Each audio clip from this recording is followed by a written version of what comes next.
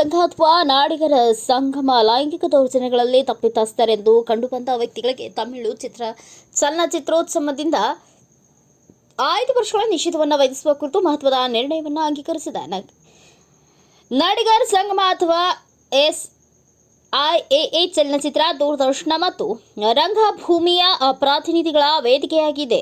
September 4ರಂದು SIAA ಲಿಂಗ ಸಂವೇದನೆ ಮತ್ತು ಆಂತರಿಕ ದೂರುಗಳು ಸಮಿತಿಯ ಸಭೆ ನಂತರ ಈ ನಿರ್ಧಾರವನ್ನು ತೆಗೆದುಕೊಳ್ಳಲಾಗಿದೆ. ತಮಿಳು ಚಲನಚಿತ್ರೋತ್ಸವದಲ್ಲಿ ಲೈಂಗಿಕ ಕಿರುಕುಳಕ್ಕೆ ಒಳಗಾದವರಿಗೆ GSICC ಎಲ್ಲ ಕಾನೂನು ನೆರವು ನೀಡಲಿದೆ ಎಂದು ನಿರ್ಣಯವು ಹೇಳಿದೆ. ನಿರ್ಣಯದ ಪ್ರಕಾರ ಸಂತ್ರಸ್ತರು ತಮ್ಮ ದೂರುಗಳನ್ನು ಈಗಾಗಲೇ ಮೀಸಲಿರಿಸಿದ ಪೊಲೀಸ್ ಸಂಖ್ಯೆ ಅಥವಾ ಇಮೇಲ್ ಮೂಲಕ ಕಲಾವಿದರ ಸಂಘಕ್ಕೆ ನೀಡಬಹುದು. ಇದಲ್ಲದೆ ಸಂತ್ರಸ್ತರು ತಮ್ಮ ದೂರುಗಳ ನೇರವಾಗಿ ಮಾಧ್ಯಮಗಳೊಂದಿಗೆ ಹಂಚಿಕೊಳ್ಳುವ ಮೊದಲು ಸಮಿತಿಯನ್ನ ಸಂಪರ್ಕಿಸುವಂತೆ ಸಮಿತಿಯು ಸಲಹೆ ನೀಡಿದೆ.